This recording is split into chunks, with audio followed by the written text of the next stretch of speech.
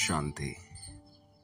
स्वमान में स्थित होना ही सर्व खजाने और खुशी की चाबी है। यानी स्वमान,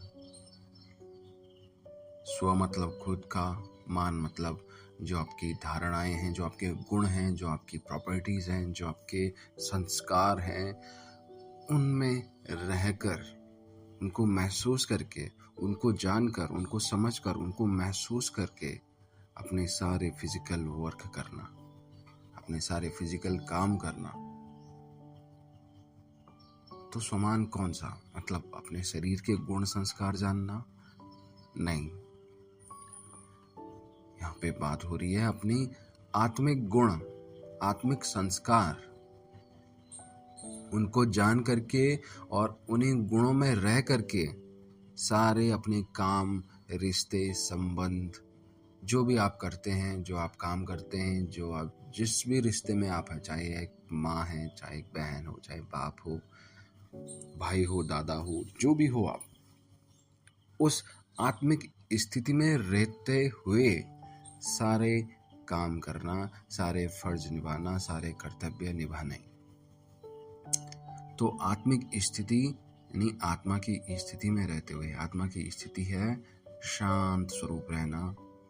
वो उसके मूल गुण है, मूल स्वभाव है शांत स्वरूप, शक्ति स्वरूप, पवित्र स्वरूप, ज्ञान स्वरूप, प्रेम स्वरूप, सुखी, खुश और आनंद स्वरूप। तो ये सारे गुण आत्मा के अंदर हैं ऑलरेडी, बस जरूरत है तो उन्हें जगाने की, उन गुणों को याद करने की। और जैसे जैसे हम उन्हें याद करेंगे, अगर अपने आप से भी हम बोल देंगे ना दिन में 2 से 3 बार, या सुबह 4 से 5 बजे उठकर ये 10 चीज़ें भी आप बोलते हैं अपने मन से, खुद से शांत मन में बैठकर कि मैं शांत स्वरूप आत्मा हूँ, मैं शक्ति स्वरूप आत्मा हूँ, तो within 7 days, within week miracle changes आप देखोगे अपने आप में। आपकी सोचने की शक्ति, आपके मन, आपका व्यवहार, एकदम से कुछ ना कुछ चेंजेस उसमें होंगे। आप पाएंगे कि लाइफ जो जिंदगी है वो कहीं आसान तरीके से आपको दिख रही है। जैसा आप सोच रहे थे कि इतना कुछ मतलब कैसे होगा, क्या होगा, जो फ्रस्ट्रेशन, फालतू की चिंताएं आपके मन में चल रही थी, वो कहीं ना कहीं आपकी जैसे खो जाएंगे और एक आसान सा रास्ता आपको दिखेगा। और आप सोचोगे कि लाइफ इतनी आसान थी और क्या हमने बना रखी थी। तो ये धीरे धीरे जब ये महसूस करने आप लगोगे तो इसको छोड़ना कभी भी नहीं चाहोगे। और फिर ये जो गुण है, ये गुण की जो एनर्जी है, इन गुणों की जो एनर्जी है, ये परमात्मा से कनेक्ट आपको कराएगी, क्योंकि आत्मा का बाप है परमात्मा, और वही इन गुणों के सागर हैं, महासागर हैं। उससे कनेक्ट किया तो ये गुण और आपके अंदर बढ़ते जाएंगे और आप और भी संतुष्ट, शांत, प्रेम स्वरूप हर किसी से आप प्यार करने लगोगे। चाहे वो एक पक्षी है, चाहे वो कीड़ा है, चाहे वो चींटी है, चाहे कोई मनुष्य है, जानवर है, कोई भी है, सबसे आप प्यार करने लगोगे। और जब प्यार करने लगोगे तो प्यार की एनर्जी ऑटोमेटिकली रेडिएट आपके अंदर से होगी, क्योंकि जैसा आप सोचते हैं, यानी कि आपका जो थॉट है 4 लेवल पर इफेक्ट करता है। सबसे पहले तो आपके जो मन में विचार क्रिएट होता है वो आपके शरीर में रेडिएट होता है। शरीर में पूरा जितने भी आपके सेल्स हैं, यानी कि उसे इफेक्ट करता है। यानी your each thoughts effects every cell in your body, यानी कि आपका हर एक विचार आपके बॉडी के हर एक सेल्स को इफेक्ट करता है, चाहे वो नेगेटिव थॉट हो, चाहे पॉजिटिव थॉट हो। और जब शरीर को इफेक्ट करता है तो उसके बाद वो शरीर में ही नहीं रुकता, वो फिर रेडिएट होता है, यानी कि बाहर निकलता है वातावरण में। फिर वातावरण को उसी तरीके से, चाहे पॉजिटिव है या नेगेटिव, पॉजिटिव है तो पॉजिटिव बनाएगा, और धीरे धीरे फिर जिसके लिए वो थॉट हमने क्रिएट किया है वहाँ तक पहुँचता है। और इस वातावरण में जो भी जिनको भी वो टच होता है वो महसूस करते हैं। जैसे एक बच्चा है, बच्चा हमेशा पवित्रता, प्योरिटी, वास्तविकता, जो आत्मा का मूल गुण है वो रेडिएट करता रहता है। वो करने की ज़रूरत नहीं पड़ती, वो ऑटोमेटिक रेडिएट होता है, क्योंकि बच्चा ही वो उसके अंदर वो इम्प्योरिटी नहीं होती हैं, पर धीरे धीरे करके इम्प्योरिटीज़ आती हैं। जैसे आज हमारे अंदर है, लेकिन जो बच्चा होता है वो एकदम प्योर अवस्था में होता है, तो वो ऑटोमेटिकली रेडिएट करता रहता है। तो जब रेडिएट करता रहता है तो हर किसी को उसको देख के प्यार आता है, उसको गोदी में उठाने का मन करता है, उसके साथ खेलने का मन करता है, और उसके साथ हम भी जैसे बच्चे ही बन जाते हैं, क्योंकि वो जो रेडिएट कर रहा है वो हमारे अंदर के जो कहीं ना कहीं आत्मिक के गुण हैं, आत्मा के गुण हैं, उनको टच करता है, और वही गुण हमारे भी उभरने लगते हैं। उसके साथ हम भी अच्छा महसूस करते हैं, खुश महसूस करते हैं, खेलने का मन करता है, क्योंकि हमारे अंदर से वही गुण वो जगा रहा है। तो ये थॉट इतने पावरफुल हैं, इन्वायरमेंट में जो भी पास रहेगा उसको वैसा ही महसूस होगा। तो ये थॉट 4 लेवल पे इफ़ेक्ट करता है, और अगर पॉजिटिव हम थॉट क्रिएट करते हैं तो पॉजिटिव ही हम बनेंगे, पॉजिटिव ही हमारा वातावरण बनेगा, और पॉजिटिव जिसके लिए सोचेंगे वो भी हमारे लिए पॉजिटिव ही सोचेगा। अगर आप सोचते हैं कि ये दुनिया एकदम पवित्र है, सुंदर है, कोई भी विकार नहीं है, तो धीरे धीरे धीरे करके ये जो पृथ्वी है, ये जो संसार है, ये जो दुनिया है, वो बदलती चली जाएगी। जैसे हम सोच रहे हैं ना कि गर्मी इतनी बढ़ रही है, इतने सालों में रिकॉर्ड तोड़ गर्मी हुई है, हर महीना पिछले महीने का रिकॉर्ड तोड़ रहा है गर्मी में आजकल। तो ये जो हो रहा है ये हमारे थॉट पे डिपेंड करता है। अगर हम थॉट ऐसा क्रिएट करें कि सब कुछ सही है, सब कुछ ठीक होने वाला है, पृथ्वी एकदम स्वस्थ है, पवित्र है और अपने नेचुरल स्वरूप में है, तो धीरे धीरे ये मिरेकल चेंजेस इस पृथ्वी में हम देखने को मिलेंगे। और हर एक आदमी को जिसको ये रेडिएट होगा, उसका जो मन है वो भी चेंज होता जाएगा, वो भी अपने आत्मिक स्थिति में आएगा। भले कुछ सेकंड के लिए उसे फील होगा, लेकिन होगा। अगर हम धीरे धीरे ये रेडिएट करते रहेंगे, और जितने लोगों को ये टच होगा, अगर वो अपना आत्मिक स्वरूप जानते होंगे तो उनको भी ये महसूस होगा, और वो भी वहाँ से अपना जर्नी स्टार्ट करेंगे। तो 1-2 व्यक्ति हर एक इस तरीके से करेगा, तो ये पृथ्वी ऑटोमेटिकली अपना जो वास्तविक सतयुगी पृथ्वी थी उस तरीके से बन जाएगी, और यहाँ से फिर कलयुग ऑटोमेटिक खत्म हो जाएगा। कलयुग खत्म होने का अर्थ ये नहीं है कि कोई प्रलय आएगा, पृथ्वी नष्ट हो जाएगी, उसके बाद भगवान एक नई पृथ्वी बनाएंगे। नहीं, हम ही लोग उस सतयुग में जाएंगे, पर सतयुग में जाने के लिए जो हमारे अंदर अवगुण हैं ये सारे खत्म होना ज़रूरी है।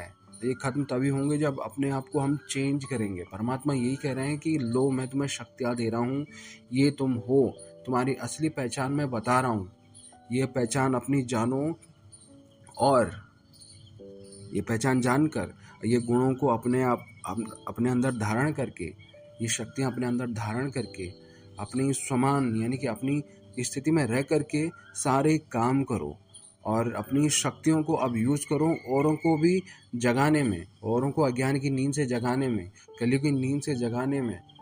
जब आप यही चीज़ करोगे तो ऑटोमेटिकली हर दूसरा व्यक्ति अपनी आत्मिक स्थिति में रहेगा, और अपनी आत्मिक स्थिति में रहकर वो दूसरों को भी जगाएगा। तो धीरे धीरे इसी तरीके से इस धरती पर ही सतयुग आना स्टार्ट हो जाएगा। कलयुग जब स्टार्ट हुआ होगा तो कोई मतलब ऐसे अचानक से नहीं हुआ होगा, धीरे धीरे। जैसे पहले सतयुग थे तो सब पवित्र आत्मा थे, लेकिन धीरे धीरे किसी ने, एक व्यक्ति ने झूठ बोला होगा तो उसका काम आसानी से बन गया, तो फिर उसने दूसरी बार झूठ बोला होगा तो दूसरी बार और आसानी से काम बन गया, या उसने गुस्सा किया होगा तो उसका काम डर के लोगों ने काट लिया होगा, तो उसे देख के हो सकता है किसी तीसरे पर्सन ने देखा होगा कि अरे यार ये तो झूठ बोलने से काम आसानी से बन गया, तो इस तरीके से उसने भी झूठ बोलना स्टार्ट किया। तो धीरे धीरे मतलब 0 से स्टार्ट हुआ था ये, और धीरे धीरे आज इसकी चरम यानी कि अपने पीक पर पहुंच गया है कलयुग। तो इसी तरीके से जो सतयुग है, सतयुग की जो शुरुआत है वो आप हमी से ही शुरू होगी, आप हमी से ही स्टार्ट होगी। हम ही को ही अपना जो थॉट लेवल है वो चेंज करना होगा, अपनी स्वमान की स्थिति में हमें रहना होगा। अब को अपने आप को बॉडी कॉन्शियसनेस से हटाकर सोल कॉन्शियसनेस में हमें स्थित करना होगा, क्योंकि यही हमारा परम सत्य है कि हम एक आत्मा हैं। We are the soul, powerful soul, we are the blissful soul, we are the pure soul, we are the knowledgeable soul, we are the loveful soul. इतनी सारी प्रॉपर्टीज हमारे अंदर हैं। We are the happy soul. Happy हम हैं, but हम खुशी बाहर ढूंढ रहे हैं, क्योंकि आदमी वही चीज़ बाहर ढूंढता है जो उसके अंदर नहीं होती है। और अब जब हम यही भूल गए हैं कि हमारे अंदर ये गुण ऑलरेडी हैं, तो हम बाहर ही ढूंढेंगे, चीज़ों में ढूंढेंगे, रिश्तों में ढूंढेंगे, सिचुएशन में ढूंढेंगे, कुछ खरीदने में ढूंढेंगे, कुछ पाने में ढूंढेंगे, किसी जगह में हम ढूंढेंगे उसको, लेकिन वो नहीं मिलेगी। अगर मिलेगी भी तो वो तुम्हारा केवल माइंड का एक विचार होगा कि हाँ ये खुशी है, जबकि वो एक टेम्परेरी खुशी है, जबकि वास्तविकता बहुत ही दूर है। तो स्वमान की स्थिति में रहकर सारे काम करोगे तो पृथ्वी एक ना एक दिन जरूर बदलेगी, और यहीं से सत्युग की स्टार्ट होगा। तो अपनी आत्मिक स्थिति में परमात्मा यही कह रहे हैं, स्वमान में स्थित होना ही सर्व खजाने और खुशी की चाबी है। अगर अपनी आत्मिक स्थिति में रहोगे, आत्मिक स्थिति में रहकर उन गुणों को जानकर, समझकर, धारण करके सारे काम करोगे तो सर्व खजाने, खजाने का मतलब क्या है? ये धन दौलत नहीं, ये जो बाबा के ज्ञान के सागर हैं, जो आत्मा के गुण हैं, 7 गुण, वो उन गुणों का सागर है, महासागर है, ओशियन है वो। तो उतना जो ओशियन है उसी से सारी कुछ प्राप्ति हमें होनी है। सफलता हमारे लिए निश्चित बनी है, निश्चित। लेकिन हमें उस सफलता की लाइन में खुद को अलाइन करना है, बस इतना है। क्योंकि हम इधर उधर भटक रहे हैं। सफलता निश्चित है, सफलता सपोज करो किसी एक रास्ते पर सीधे जाके मिलेगी, लेकिन हम अपने आप को इतना उलझा दे रहे हैं, किसी और ही रास्ते हम चले जा रहे हैं, तो सफलता कहाँ है? सफलता उस रास्ते में मिलेगी नहीं। लेकिन अगर अपनी स्वमान की स्थिति में रहेंगे, प्योरिटी अपने अंदर भर के रखेंगे, अपने गुणों में रहकर सारे काम करेंगे, तो लोगों की मदद जो हम करेंगे उसमें भी हमारा पवित्रता का भाव रहेगा, कोई छल कपट की भावना नहीं रहेगी। थॉट भी हमारा प्योर रहेगा, वाणी भी हमारी शुद्ध रहेगी, और कर्म भी हमारा साफ रहेगा। तो ये चीज़ रहेगी तो सफलता निश्चित है, 100%।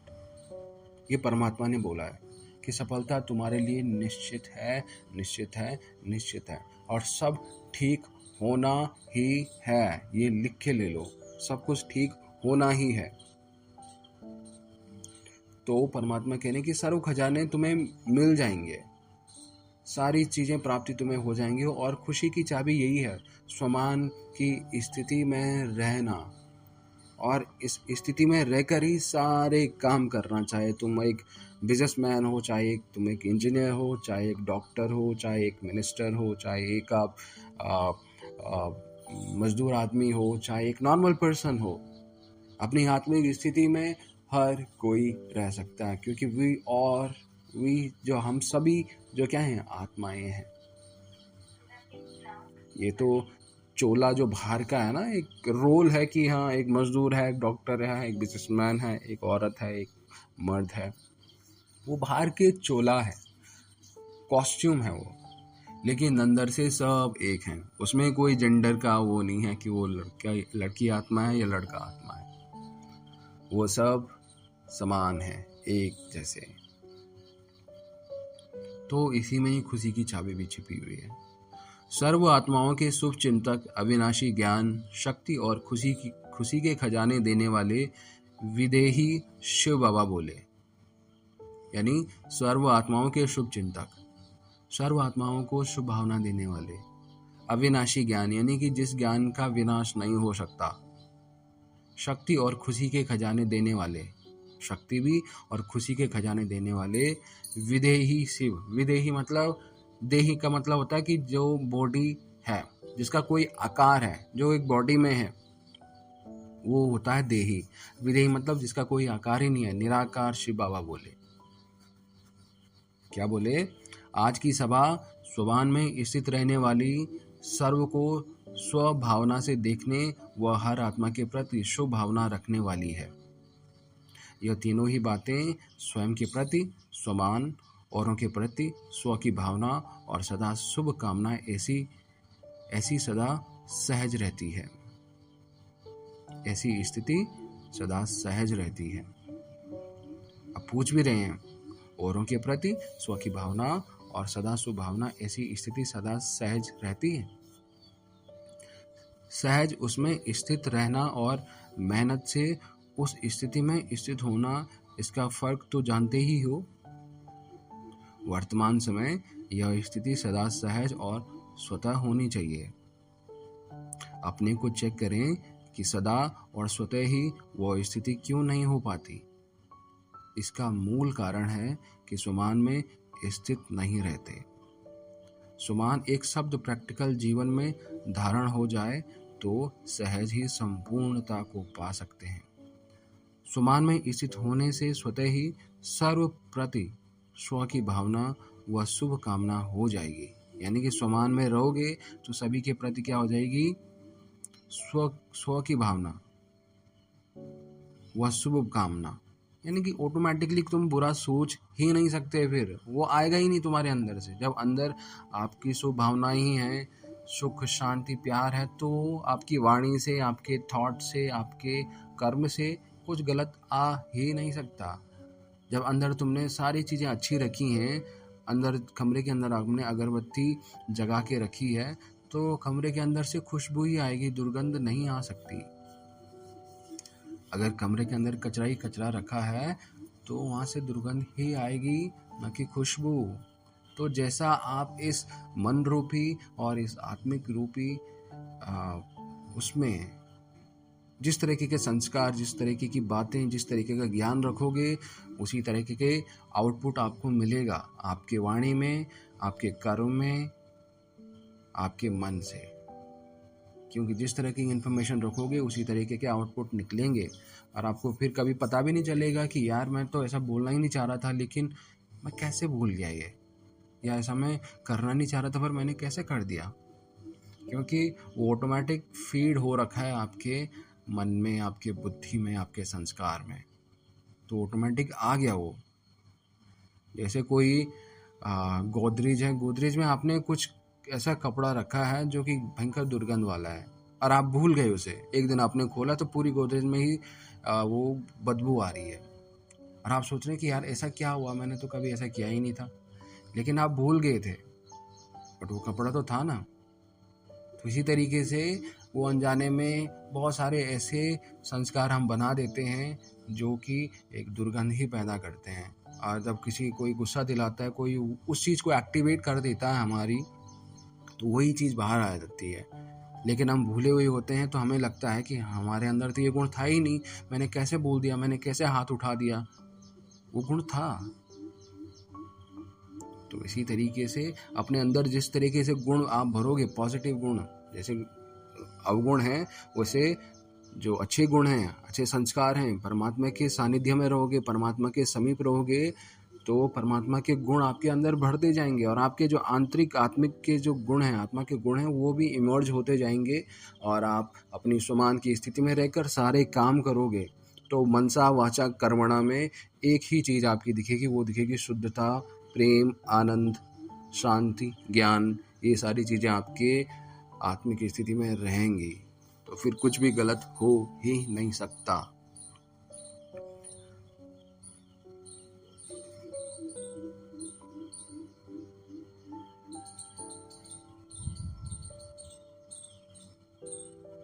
स्वमान में स्थित होने से ही स्वतः ही सर्व प्रति स्व की भावना व शुभ कामना हो जाएगी। यह स्वमान में स्थित होना पहला पाठ है। स्वमान में स्थित होना ही जीवन की पहेली को हल करने का साधन है। आदि से लेकर अभी तक इस पहेली को हल करने में ही लगे हुए हो कि मैं कौन हूँ। शुरू में जब स्थापना का कार्य आरंभ हुआ था तो सबको क्या सुनाते थे? What am I? मतलब मैं कौन हूँ। यह बात इतनी पक्की याद में थी कि सब लोग जानते थे कि इन सब का एक ही पाठ है कि What am I? वही एक पाठ अब तक चल रहा है, इसलिए इसको पहेली कहा जाता है। इस इतनी सी छोटी पहेली ने ऊंचे से ऊंचे ब्राह्मणों को पराजित कर दिया है। पजल यानी व्याकुल, भ्रमित कर दिया है, यानी संपूर्ण रीति से हल नहीं कर पाए हैं। स्वमान के बजाय देह अभिमान व अन्य आत्माओं के प्रति अभिमान की दृष्टि हो जाती है। तो क्या कहें? क्या ये पहेली हल कर ली है या अभी तक भी हल कर ही रहे हैं? मैं कौन हूं?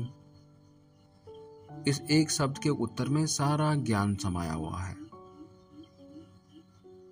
यह एक शब्द ही खुशी के खजाने, सर्व शक्तियों के खजाने, ज्ञान धन के खजाने, श्वास और समय के खजाने की चाबी है। चाबी तो मिल गई है ना? जिस दिन आपका जन्म हुआ तो सर्व ब्राह्मणों को बर्थडे पर गिफ्ट, जन्मदिन की सौगात मिलती है ना? तो यह बर्थडे की गिफ्ट जो बाप ने दी है उसको सदा यूज यानी कि काम में लाते रहो, इसे काम में लाते रहो, तो सर्व खजानों से संपन्न सदा के लिए बन सकते हो। ऐसे सर्व खजानों से संपन्न आत्मा के दिल के खुशी की उमंगों में हर समय कौन सा आवाज निकलता है? मुख का आवाज नहीं, लेकिन दिल का आवाज क्या निकलता है? जो शुरू में ब्रह्मा बाप के दिल का आवाज था, कौन सा? वाह रे मैं, वाह रे मैं। जैसे औरों की वाह वाह की जाती है ना, वैसे वाह वाह रे मैं, यह स्वमान के शब्द हैं, न कि देह अभिमान के। देह अभिमान मतलब होता है बॉडी कॉन्शियसनेस, स्वमान मतलब सोल कॉन्शियसनेस। तो मैं कौन हूं की चाबी को या तो लगाना नहीं आता या फिर रखना नहीं आता। रटना तो आता है, रखना नहीं आता, इसलिए समय पर याद नहीं आता। इस चाबी को चुराने के लिए माया भी चारों ओर घूमती है कि कहीं यह एक सेकंड भी अलबेलेपन के झुटके में आए तो यह चाबी चोरी कर ले। जैसे आजकल के डाकू बेहोश कर देते हैं, वैसे ही माया भी स्वमान का होश अर्थात याद को गायब कर बेहोश कर देती है। इसलिए सदा स्वमान के होश में रहो। अब देखो, स्वमान यानी आत्मिक स्थिति में रहकर नहीं रहोगे तो माया अपने गुणों में तुम्हें भटका देगी, और हो ही रहा है आजकल। अपनी आत्मा की स्थिति तो हम भूल चुके हैं, तो हमारे अंदर अवगुण, पूरी लत, कुछ गंदी आदतें जो हम छोड़ना चाह रहे हैं पर छूट नहीं पा रही हैं, फिर भी हम जानबूझकर इंडल्ज ओच में होते जा रहे हैं। फ्रस्ट्रेशन, एंजाइटी, डिप्रेशन, है ना, तनाव, या रिश्तों में खिटपिट, धोखा देना, झूठ बोलना, ये सारे क्या हैं? अवगुण ही तो हैं। तो ये माया के ही अलग अलग रूप हैं जो तुम्हारे अंदर आ चुके हैं, क्योंकि तुम अपनी आत्मिक स्थिति, जो स्वमान की स्थिति है, वो भूल चुके हो। तो माया भी ताक में रहती है कि कब ये अपनी स्वमान की स्थिति से भटके और मैं इस पे कंट्रोल कर लूँ, तब वो अपने हिसाब से तुम्हें चलाएगी, जो कि एक विनाश की दिशा में होगा। वहीं अगर आप अपनी स्वमान की स्थिति में रहते हैं तो धीरे धीरे आप परमात्मा के समीप जाओगे। स्वमान की स्थिति खत्म हुई तो माया के समीप जाओगे, माया के ही गुण तुम्हारे अंदर आएंगे और तुम्हें बर्बाद कर देगी एक दिन। लेकिन स्वमान की स्थिति में रहोगे तो परमात्मा के समीप रहोगे और तुम्हें आत्मा, जो परमात्मा के गुण हैं, वही महसूस होंगे। जिसके समीप रहोगे उसी को आप महसूस करोगे, तो ऑटोमेटिकली माया के जितने भी अवगुण हैं वो तुम्हारे अंदर से निकलते चले जाएंगे। तुम्हें अलग से निकालने की ज़रूरत नहीं पड़ेगी। जैसे एक बोतल है, बोतल में गंदा पानी है, मिट्टी वाला पानी है, लेकिन एक साफ पाइप, पानी वाला पाइप आप उस बोतल में रखो बस, और कुछ देर तक छोड़ दो, ऑटोमेटिकली बोतल में साफ पानी भरता जाएगा और गंदा पानी बाहर आएगा, क्योंकि जब साफ पानी अंदर जा रहा है तो गंदा पानी ऑटोमेटिकली बाहर आएगा। वो अलग से खाली करने की ज़रूरत नहीं है। ये जो हमारे मन के संस्कार हैं, इनको अलग से हम खाली नहीं कर सकते हैं कि हाँ एक बार मैं सारी गंदी चीज़ें हटा दूँ, उसके बाद मैं अच्छी चीज़ें डालूँगा। ये हो नहीं सकता। ये एक बर्तन की तरह नहीं कि थोड़ा सा उड़ेला उसको, गंदा निकाला और फिर साफ़ पानी रख दिया। नहीं, ऐसा नहीं है। यहाँ पे क्या करना है कि अच्छी चीज़ें इसमें बढ़ती जानी है, बढ़ते रहना है, बढ़ते रहना है, बढ़ते रहना है, बढ़ते रहना है। तो गंदी चीज़ें ऑटोमेटिकली वो आपको पता भी नहीं चलेगा कि कब वो सारी चीज़ें ख़त्म हो गई। आपको पता भी नहीं लगेगा कि जो आपका गुस्सा करने का संस्कार था, झूठ बोलने का संस्कार था, वो कब ख़त्म हुआ। ये चीज़ें अपने आप को करनी है।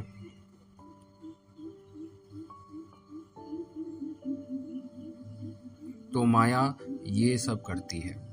बेहोश, तो आजकल के जैसे डाकू बेहोश कर देते हैं, वैसे ही माया भी स्वमान का होश अर्थात स्मृति को गायब कर बेहोश बना देती है। इसलिए सदा स्वमान के होश में रहो। अमृत वेले यानी सुबह 4 से 5 बजे स्वयं को ही स्वयं यह पाठ पक्का कराओ, यानी रिवाइज कराओ कि मैं कौन हूँ। अमृत वेले से ही इस चाबी को अपने कार्य में लगाओ और अनेक प्रकार के खजाने जो सुनाए हैं उनको बार बार देखो कि क्या क्या खजाना मिला है, और समय प्रमाण इन सब खजानों को अपने जीवन में यूज़ करो। जैसे कल सुनाया कि सिर्फ बैंक बैलेंस नहीं बनाओ, लेकिन उसे काम में लगाओ, तो सहज ही जैसी याद वैसी स्थिति हो जाएगी। जैसे कल्प पहले के यादगार शास्त्र में लिखा हुआ है, बाप के लिए कहते हैं कि मैं कौन हूँ, तो सर्व में श्रेष्ठ का वर्णन किया है। ऐसे ही जैसे बाप का ऊंचे से ऊंचा भगवान का गायन है, तो भगवान बाप क्या गायन करते हैं? ऊंचे से ऊंचे बच्चे। ऐसे अपने ऊंच अर्थात श्रेष्ठ स्वमान को सदा याद रखो कि ऊंचे बाप के भी बालक सो मालिक हैं। स्वयं बाप हम श्रेष्ठ आत्माओं की माला सुमिरन करते हैं। बाप की महिमा आत्माएं करती हैं, लेकिन आप श्रेष्ठ आत्माओं की महिमा स्वयं बाप करते हैं। देख रहे हैं, जब श्रेष्ठ हम अपनी आत्मिक स्थिति में रहते हैं तो बाप हमारे जो परमपिता परमेश्वर हैं, शिव बाबा, वो भी हमारा क्या करते हैं? महिमा करते हैं। बाकी सारी आत्माएं तो बाबा की परमात्मा की महिमा करते हैं, लेकिन जब कोई श्रेष्ठ आत्मा अपने स्वमान में रहती है तो स्वयं मेरे बाबा हमारी महिमा करते हैं यार। सर्वश्रेष्ठ आत्माओं के सहयोग के बिना तो बाप भी कुछ नहीं कर सकते। श्रेष्ठ आत्माएं हैं तभी ये जो संसार है ये चेंज होगा, क्योंकि बाप के साथ सहयोगी बनना बहुत ही ज़रूरी है। अकेले बाप कुछ नहीं कर सकते। तो बाबा हम श्रेष्ठ आत्माओं को, हम आत्माओं को बोल रहे हैं कि अपने आत्मिक स्थिति में जागो। मैं तुम्हें तुम्हारी पहचान बता रहा हूँ, मैं तुम्हें शक्तियाँ दे रहा हूँ, बस अपने आप को चेंज करो। अपने स्वमान में रहोगे तो ऑटोमेटिकली सारे अवगुण खत्म हो जाएंगे और तुम एक नॉर्मल आत्मा से श्रेष्ठ आत्मा बनोगे। और फिर इस संसार को चेंज करना है, क्योंकि समय बहुत कम है। सतयुग आने वाला है, लेकिन हमारी तैयारी कहाँ तक पहुँची है ये हमें चेक करना है। तो सर्वश्रेष्ठ आत्माओं के सहयोग के बिना तो बाप भी कुछ नहीं कर सकता। तो आप ऐसे श्रेष्ठ स्वमान वाले हो। बाप को सर्व संबंधों से प्रख्यात करने वाले व बाप का परिचय देने वाली आप श्रेष्ठ आत्माएं हो। हम ही से ही बाप का परिचय होगा, हम ही से ही बाप का प्रचार प्रसार होगा, हम ही से ही लोग परमात्मा को यानी कि बाबा को महसूस कर पाएंगे।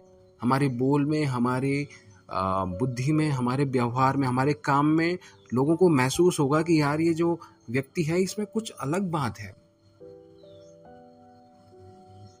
तो वही हम बाप को प्रत्यक्ष कर रहे होंगे, यानी कि बाप को अपने स्वभाव में ला रहे होंगे। तो वही है, बाप को सर्व संबंधों से प्रख्यात करने वाले व बाप का परिचय देने वाली आप श्रेष्ठ आत्माएं हो। हर कल्प में ऊंचे से ऊंचा बाप के साथ ऊंचे से ऊंचा पाठ बजाने वाली हो। सबसे बड़े भगवान की बात तो यह है कि जो संगम युग पर बाप को भी अपने स्नेह और संबंध की डोर में बांधने वाले हो। देखो, ये जो संगम काल है यानी कि कलयुग का अंत और सतयुग का स्टार्टिंग का समय, इन दोनों के बीच में जो ट्रांजिशन पीरियड है यही संगम काल कहलाता है, कॉन्फ्लुएंस एज कहलाता है।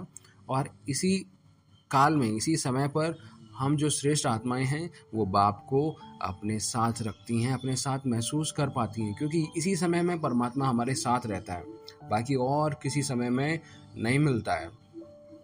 तो सबसे बड़े सम्मान की बात तो यह है कि जो संगम युग पर बाप को भी अपने स्नेह और संबंध की डोर में बांधने वाले हो, तो वही श्रेष्ठ आत्माएं हैं। बाप को भी साकार में आप समान बनाने वाले हो।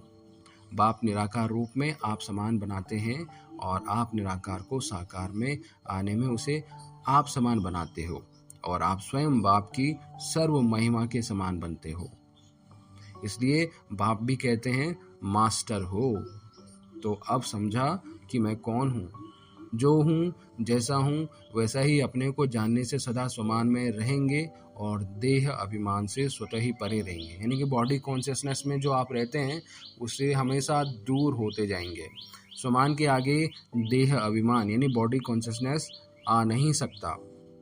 तो अपने बर्थडे की गिफ्ट को सदा अपने पास संभाल कर रखो, अलबेलेपन में भूल ना जाओ। इसे ही स्वतः सहज और सदा सर्व प्राप्ति स्व की भावना और शुभकामना रहेगी। समझा? पहले तो सहज है ना, समझदार के लिए सहज है, और अलबेली आत्माओं के लिए काफ़ी सीक्रेट है।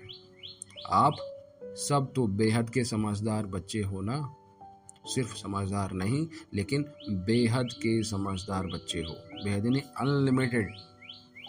अच्छा, ऐसे विशाल बुद्धि, सर्व में बेहद बुद्धि को धारण करने वाली, सर्व आत्माओं को अनेक प्रकार के हदों से निकालने वाले ऐसे बेहद के बुद्धिमान, बेहद समझदार, बेहद की वैराग्य वृत्ति वाले, सदा बेहद की स्थिति और साधन में रहने वाली ऐसी सर्वश्रेष्ठ आत्माओं को बेहद के बाप का याद प्यार और नमस्ते। इस मुरली के कुछ विशेष तत्व। पहला पाठ, मैं कौन हूँ, जानना ही जीवन की पहली को हल करना है। इस एक प्रश्न के उत्तर में सारा ज्ञान समाया हुआ है। यह एक शब्द ही खुशी के खजाने, सर्व शक्तियों के खजाने, ज्ञान धन के खजाने, श्वास और समय के खजाने की चाबी है। यह सर्व ब्राह्मणों के जन्मदिन की पहली सौगात है। ओम शांति।